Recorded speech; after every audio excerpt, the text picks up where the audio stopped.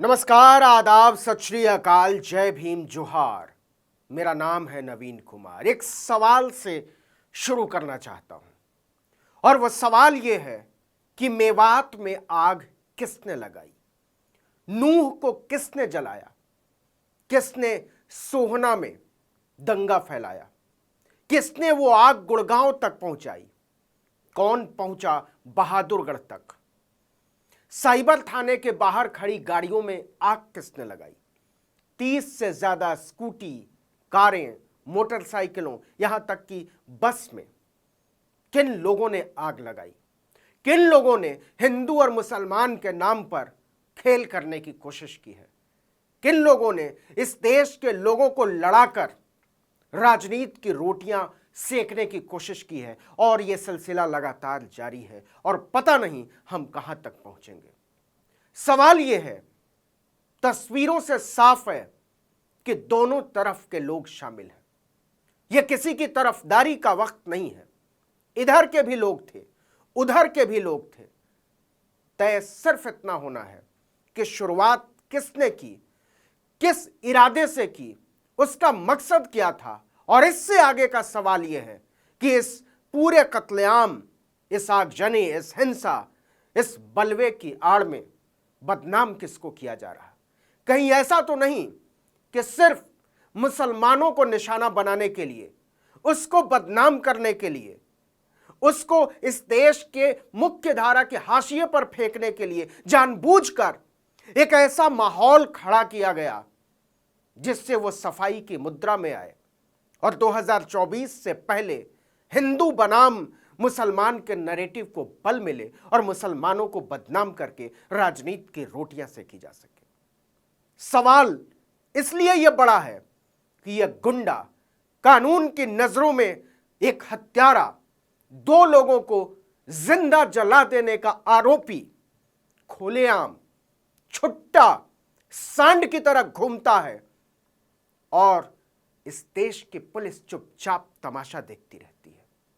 नाम याद होगा आपको, नासिर और जुनैद। उस कहानी पर आएंगे। क्या कहा है मोनू मानेसर उर्फ मोहित ने?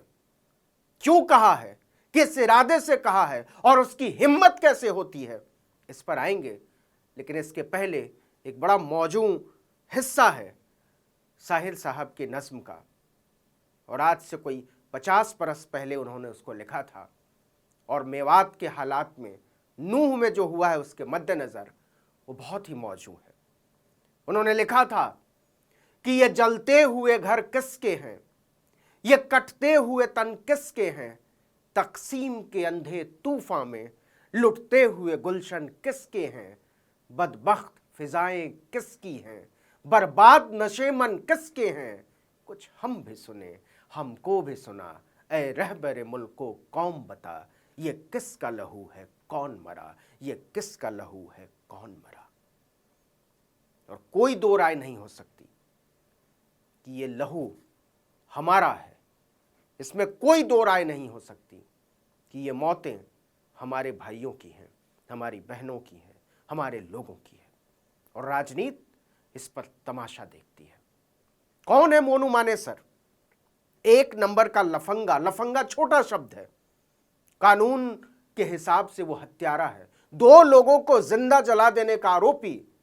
और 2 दिन पहले वो एक वीडियो जारी करता है, कानून से भागता फिर रहा गीदड़, कानून से भागता फिर रहा इस समाज का भेड़िया मोनू मानेसर वीडियो जारी करता है कि एक यात्रा निकल रही है सावन के महीने में, धार्मिक यात्रा, और उसको नाम दिया गया था ब्रिजमंडल मेवात यात्रा। वो अपील जारी करता है कि मेवात के सारे मंदिरों में ज्यादा से ज्यादा लोग पहुंचे। आपको पता होगा कि मेवात में मुसलमान बड़ी तादाद में रहते हैं। आपस में कॉन्फ्लिक्ट का वहां एक पुराना इतिहास है और इसको भड़काने की कोशिश करता है मोनू मानेसर। वो कहता है, अपील जारी करता है कि ज्यादा से ज्यादा लोग पहुंचे, और कहता क्या है कि मैं खुद भी इसमें शामिल रहूंगा। कानून की नजर से भागता हुआ एक गीदड़ एक हत्यारा ऐलान करता है कि मैं वहां मौजूद रहूंगा, और केवल मैं मौजूद नहीं रहूंगा, मेरी पूरी टीम मौजूद रहेगी। इस देश में एक हत्यारा अपनी टीम बनाकर घूम रहा है। वो डंके की चोट पर ऐलान करता है कि एक यात्रा निकलेगी, और इशारा करता है कि उस यात्रा में ज्यादा से ज्यादा लोग शामिल हों, और जिन इलाकों में उस यात्रा को पहुंचाने की कोशिश हो रही थी वो इलाके बेहद संवेदनशील हैं। तो सवाल यहीं से शुरू होता है कि मोनू मानेसर किसके इशारे पर यह खेल खेल रहा है? किन लोगों का फायदा है मोनू मानेसर को न पकड़ने में? कौन लोग चाहते हैं कि मोनू मानेसर कठपुतली की तरह इस्तेमाल हो? कौन लोग चाहते हैं कि मोनू मानेसर दंगा फसाद करे, कत्लेआम करे, लोगों को मारे, पुलिस की आंखों में धूल झोंके, कानून को गाली दे, इस देश के संविधान और लोकतंत्र को कुचले? क्या इसका मकसद सिर्फ इतना नहीं है कि वो मुसलमानों को लेकर नफरत से भरा हुआ है? गोरक्षा के नाम पर उसकी बर्बरता की दुर्दांत कहानियां मेवात के चप्पे चप्पे में बिखरी हुई है। मेवात के बच्चे जब रोते हैं तो उनकी माएं कहती है, सो जा बच्चे सो जा, नहीं तो लफंगा मोनू मानेसर आ जाएगा। एक लफंगा हिंदुत्व की पहचान के तौर पर डेवलप किया जाता है, उसको विकसित किया जाता है। एक गुंडा, एक मवाली, एक दहशतगर्द, एक भेड़िया, जिससे इस देश के बच्चों को खतरा है, इस देश की बेटियों को खतरा है, इस देश के लोकतंत्र, आईन, ईमान को खतरा है। वो टीम बनाता है। आपने वीडियो देखा होगा, गोलियां चलाते हुए, हथियार लहराते हुए, खुलेआम धमकाते हुए, सिर्फ इस वजह से क्योंकि वो मुसलमानों से नफरत करता है। मैं फिर कहना चाहता हूं, मेरे कहने का मतलब यह हरगिज नहीं है कि मेवात में जो हुआ है, नूह में जो हुआ है, सोहना में जो हुआ है, गुड़गांव तक जो आग पहुंची है, उसके लिए सिर्फ एक तरफ के लोग जिम्मेदार हैं। दूसरी तरफ के लोगों की भी तस्वीरें आई हैं और उन्हें हरगिज बेकसूर नहीं ठहराया जा सकता, सिर्फ इस वजह से कि कुछ लोगों ने बहकाया और आपने हाथ में पत्थर उठा लिए, डंडे उठा लिए, आपने गाड़ियां जला दी, तोड़ फोड़ कर दी। यह मंजूर करने की बात नहीं हो सकती। लेकिन अगर इस तरफ के लोगों को मंजूर नहीं किया जा सकता तो उससे पहले उठने वाला सवाल यह है कि मोनू मानेसर नाम का भेड़िया खुला घूम कैसे रहा है? कौन लोग हैं जो उसको शह दे रहे हैं? आप सब जानते हैं कि यह सिर्फ और सिर्फ मोनू मानेसर की ताकत नहीं है, टीम बनाने की हैसियत नहीं है मोनू मानेसर की। वो राजनीति की एक कठपुतली है, बहुत छोटी सी कठपुतली, और जब तक उसे इस बात का एहसास होगा तब तक मोनू मानेसर को दूध की मक्खी की तरह निकाल कर फेंक देंगे। यो शायद यह बात वो अभी समझ नहीं पा रहा, लेकिन यह बात तो है कि जो हुआ है नूह में, जो हुआ है मेवात में, सोहना में, बहादुरगढ़ में, गुड़गांव में, उसके छींटे दूर तक जाएंगे। ये लहू जो बहा है, ये आग जो लगी है, ये चुनावी आग है, ये चुनावी खून है। चुनाव के लिए बलिदान की तरह इस्तेमाल करना इसको कट्टरपंथी, और आप में से कुछ लोग बहकावे में आ रहे हैं। आप समझ नहीं पा रहे कि इसका मकसद क्या है। अफवाहें फैली, पुलिस ने महिलाओं को बचाने के लिए मंदिरों में बंद कर दिया, इसलिए कि बाहर हालात नहीं थे कि वो निकलें, और जब हालात थोड़े बेहतर हुए तो उन्हें वहां से निकाला गया। लेकिन अफवाह यह फैलाई गई कि मंदिरों में बंद कर दिया गया औरतों को, और इसके बाद हिंसा भड़कती चली गई। आपसे हाथ जोड़कर विनती है, आप जिस किसी भी इलाके में रहते हो सकता है आप मेवात में न रहते हो, भोपाल में रहते हो सकता है आप लखनऊ में रहते हो सकता है आप पटना में रहते हो सकता है आप जयपुर में रहते हो, कहीं और रहते हो, लेकिन हाथ जोड़कर आपसे विनती है कि इस तरह की अफवाहों पर मत जाइए। हरियाणा में धारा 144 लागू है, इंटरनेट की सेवाएं बंद कर दी गई हैं, एक इंस्पेक्टर को पेट में गोली लगी है, एक जवान होमगार्ड का शहीद हो गया है, एक डीएसपी के माथे में चोट लगी है बहुत भारी और वो अस्पताल में भर्ती है और ये हालात स्वीकार करने के लायक नहीं है।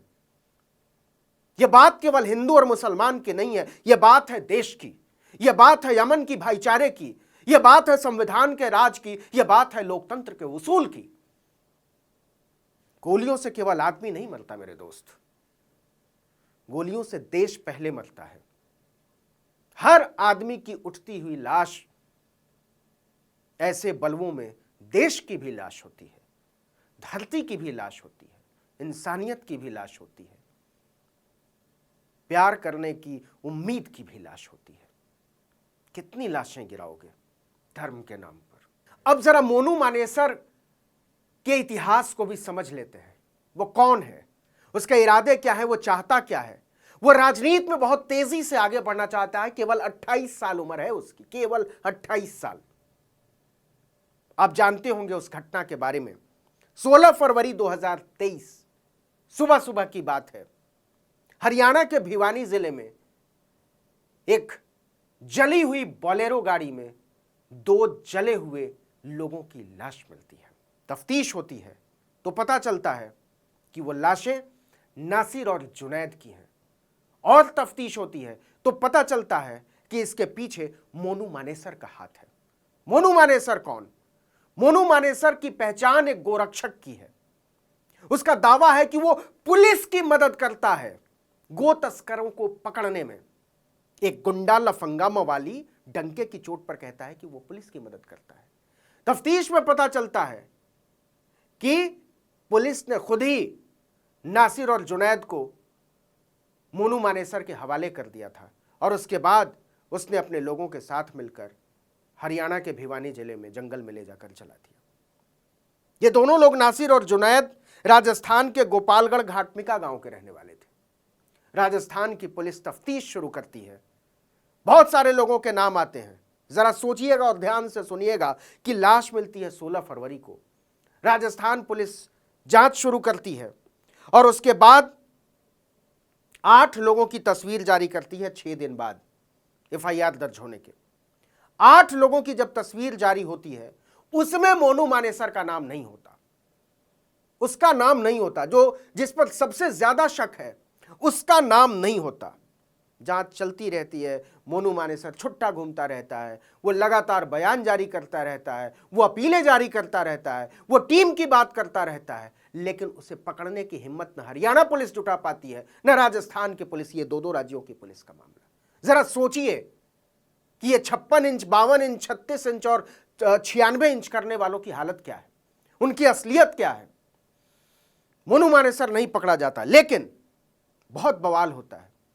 एक छवि बनती है कि इस देश की हुकूमत एक लफंगे के सामने कमजोर है, वो कार्रवाई करना ही नहीं चाहते और इसलिए मोनू मानेसर पकड़ा नहीं जाता है।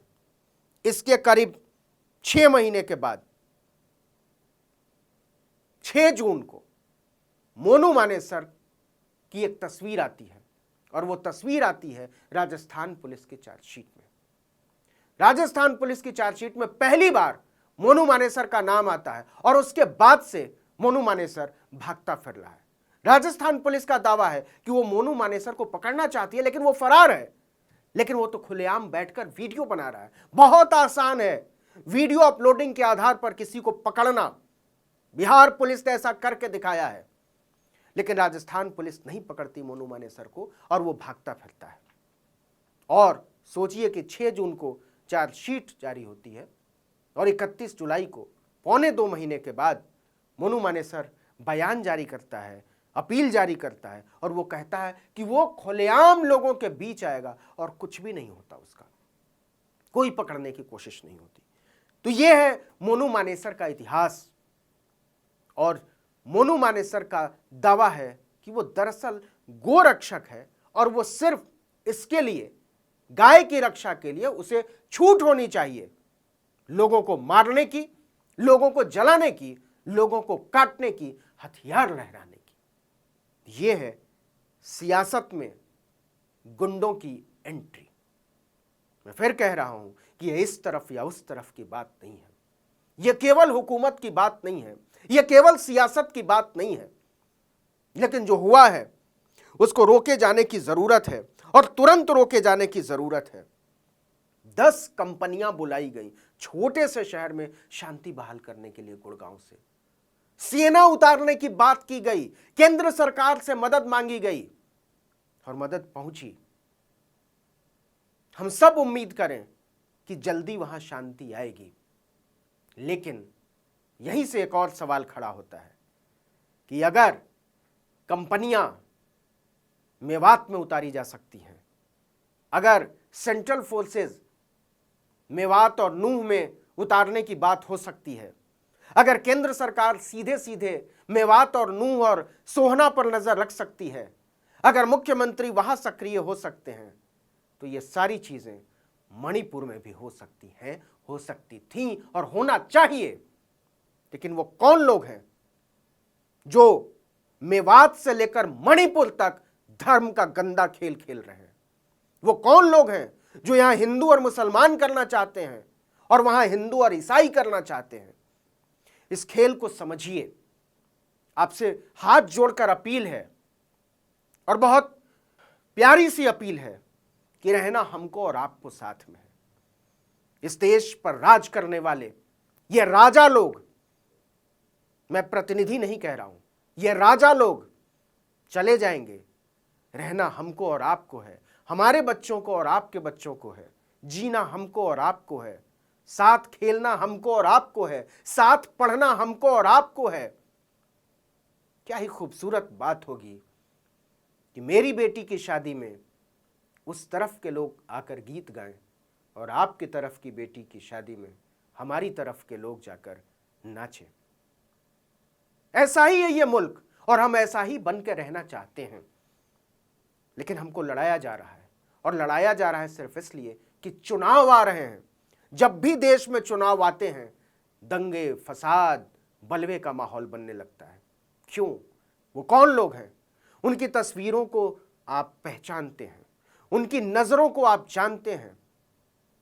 वो कौन लोग हैं जो कह रहे हैं कि अगर ज्ञानवापी को मस्जिद कहोगे तो विवाद हो जाएगा, बवाल हो जाएगा? वो कौन लोग हैं जो कह रहे हैं कि मुसलमानों को माफी मांग लेनी चाहिए? वो कौन लोग हैं जो कह रहे हैं कि इतिहास के अपराधी हैं इस देश के मुसलमान, क्योंकि एक इमारत उनके हिसाब से मंदिर है, मस्जिद नहीं? इसको समझने की जरूरत है। आप जहां कहीं भी रहते हो, इस देश के हिस्से में, किसी और देश के हिस्से में भारत से वास्ता रखते हो, तो प्लीज जिन लोगों तक मेरी आवाज पहुंच रही है उन लोगों तक इसे आगे बढ़ाइए, उससे भी आगे ले जाइए और अपील जारी करिए कि शांति चाहिए, किसी भी सूरत में शांति चाहिए, किसी भी तरह के अफवाहों से बचिए। ये लोग जो मेवात को जला रहे हैं, वही लोग मणिपुर को जला रहे हैं, वही लोग बिहार में अमन नहीं चाहते, वही लोग राजस्थान और छत्तीसगढ़ से लेकर बंगाल तक सब चीजों को नेस्तनाबूद कर देने पर आमादा हैं। उनके चेहरे अलग अलग हो सकते हैं, उनके इरादे नहीं। तो चेहरों को नहीं, इरादों को पहचानिए, गंदी सियासत की नजरों को पहचानिए और सोचिए कि वो देश को कहां ले जाना चाहते हैं और वो जहां ले जाना चाहते हैं उसकी बुनियाद क्या है। लड़ाई हमारे और आपके दिलों में एक दूसरे से नफरत, इस नफरत की जगह प्यार होना चाहिए, क्योंकि प्यार ही दुनिया में एक ऐसी चीज है जो कभी भी किसी के लिए ज्यादा नहीं होता। इस वीडियो में इतना ही। लेकिन अगर आपने आर्टिकल 19 इंडिया को अब तक सब्सक्राइब नहीं किया है तो जरूर कीजिए, बेल आइकॉन दबाइए, घंटी जैसी आकृति, लाइक कीजिए और कमेंट करके बताइए हमारा वीडियो आपको कैसा लगा। यूट्यूब पर देख रहे हैं तो हमारे चैनल को सब्सक्राइब कीजिए, फेसबुक पर देख रहे हैं तो पेज को लाइक कीजिए, हमें फॉलो कीजिए ट्विटर पर article19_India और मेरा ट्विटर हैंडल है नवीन जर्नलिस्ट। आप मुझे भी फॉलो कर सकते हैं। नमस्कार।